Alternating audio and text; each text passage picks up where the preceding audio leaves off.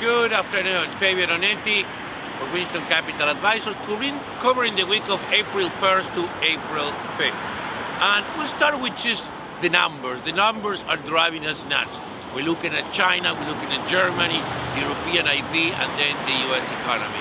And so far, we've got a decent set of numbers this week. We started with good numbers of the China PMI, especially in the service sector, but also a good recovery in the manufacturing sector. Also, more and more of that connection that as Chinese manufacturing recovers, German exports also tend to recover. Remember, the weak person in this event is now Europe, and clearly industrial production in Germany is what everybody is looking. So, for instance, at the end of the week, we had slightly better or less worse numbers of European German industrial production, which it kind of match a better PMI numbers and ISM numbers coming out of China. So slowly, it looks like we're getting into the Q2 with a better color.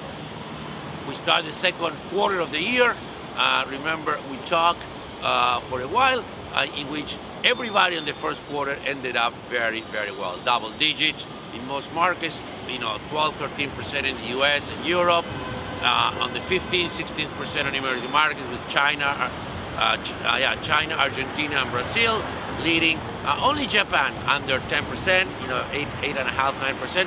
However, the biggest winner of them all were commodities. Oil 20%, copper 20%. In a way, oil, especially oil, borrowed from a very low level in Q4. Remember, at a very bad time, as a lot of the cut in supplies did not materialize, especially things like Venezuela, a little bit of Iran, but then we have a better demand during the Q1, especially after we have the bump in economic activity in December and January.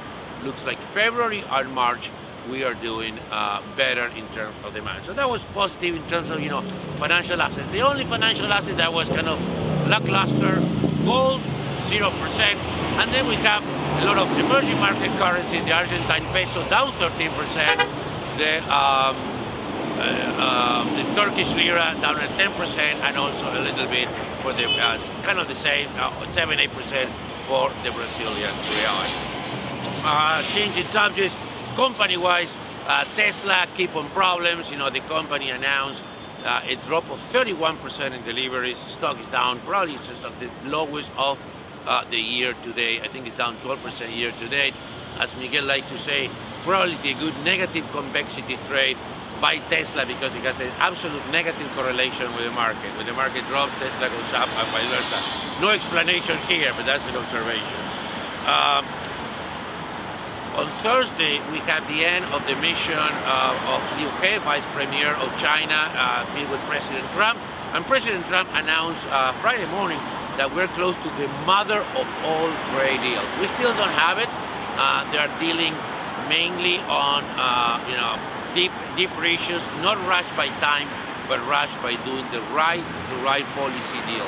So again, the market has positive expectations. There were some reports that we were almost done and it was going to be announced.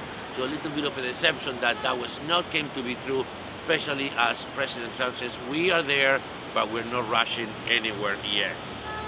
Commerce Bank, that merger looks like there are more players in the neighborhood.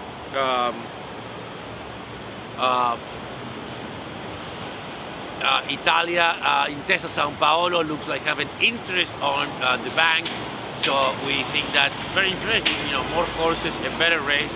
And as you remember, on this merger, Deutsche Bank and Commerce Bank, the unions, the regulators, and the European Central Bank, they say it's not a great idea. These banks are too sick. You're going to make a bigger, sicker bank. It doesn't make a lot of sense. Going forward, in our portfolio, remember we put advanced micro devices. We took out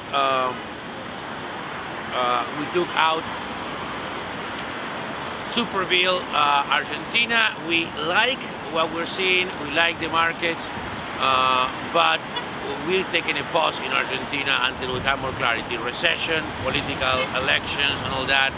It's not a combo that investors are feeling very comfortable. AMD, long thesis on investment, but basically with the G5 deployment, things like gaming and many others are going to be much faster and AMD is now the provider to the big players who want to get into that business, Google and Apple. So we want to bet in the suppliers of the hardware on that stuff. And so far, we'll see what happens. And finally, we have, not finally, but yeah, employment report came at 196. The market was expected 175, much better. However, the February number at 20,000 was only reviewed to 33,000. So that fluke is there to stay. We've been having months and months of multiple hundreds of thousands of new employments, and February, for whatever reason, had a serious drop, and the revision didn't correct it meaningfully.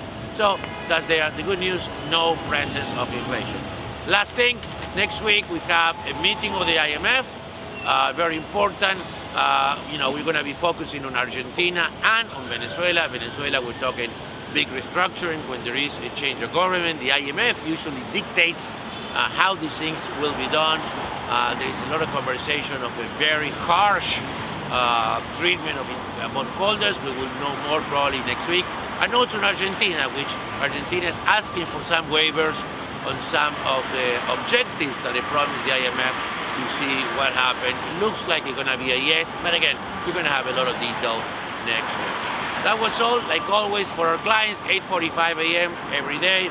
And you can get more information at our page, winston.capital. Have a great week.